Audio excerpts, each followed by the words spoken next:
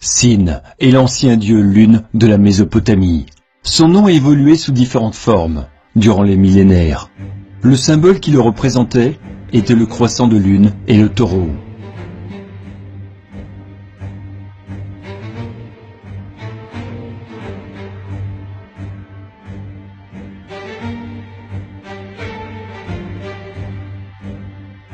À travers les différents royaumes, époques et régions, Sin deviendra Baal.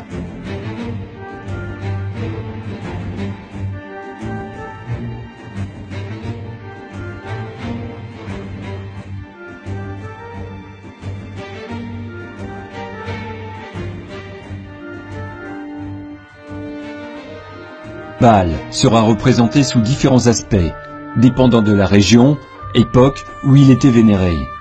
Très souvent, les symboles du croissant de lune, le taureau ou un astre brillant le représentent.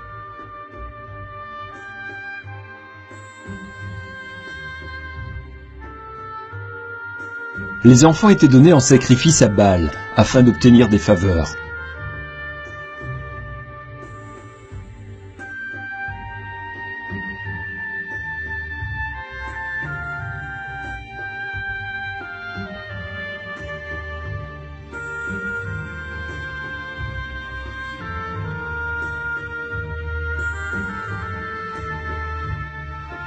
Baal est l'ennemi de Yahweh, Dieu Tout-Puissant, mais il perdit en popularité lorsqu'Élie, le prophète de Yahweh, gagna lors de sa confrontation contre les prophètes de Baal.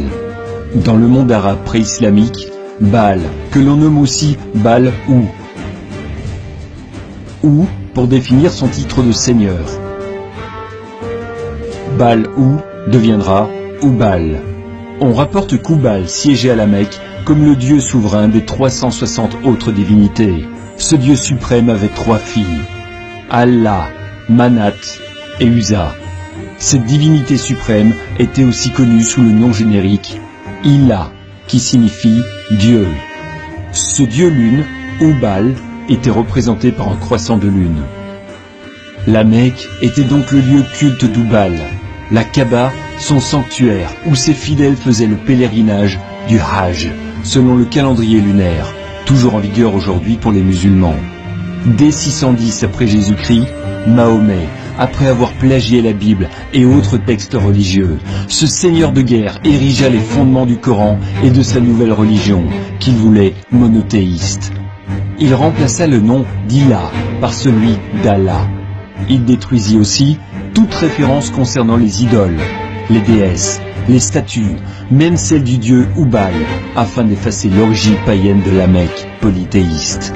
Suite à ce changement brusque et critiqué par certains, Mahomet ne conservera que la pierre noire, la Kaaba et le symbole du croissant de lune, afin d'établir une paix durable avec les différents membres de la tribu des Kouraïch et ceux des clans mécois qui s'y opposaient. Ensuite, il déclara qu'il n'y avait pas d'autre Dieu qu'Allah et que Mahomet est son messager. Tous ceux opposés à réciter ce message, la Shahada, étaient exécutés ou persécutés. Voilà la véritable origine de l'islam. Cette religion n'a pas commencé avec Abraham, comme c'est encore prétendu de nos jours. Ce Mahomet a simplement banni les autres divinités arabes et désignant Allah comme étant le seul vrai Dieu. De plus, Mahomet usurpa la position du Christ en se faisant le seul médiateur entre Dieu et l'humanité. C'est Allah, alias Oubal, n'est pas, n'a jamais été et ne sera jamais le Dieu de notre patriarche Abraham. Si Abraham avait construit la Kaaba, alors pourquoi les archéologues ou historiens ne rapportent-ils pas de preuves historiques du lien entre la Mecque et Abraham? La Bible nous dit qu'Abraham, avec sa famille, quitta la région d'Our, là où le faux dieu de la lune était vénéré, et Yahweh dit à Abraham d'aller plutôt vers Canaan.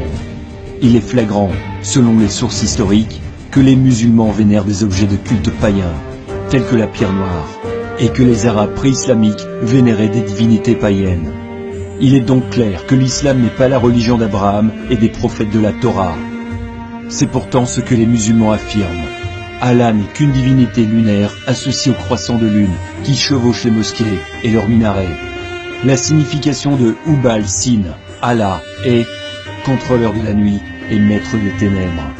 Son emblème, c'est le croissant de lune si célèbre dans le monde islamique, encore aujourd'hui.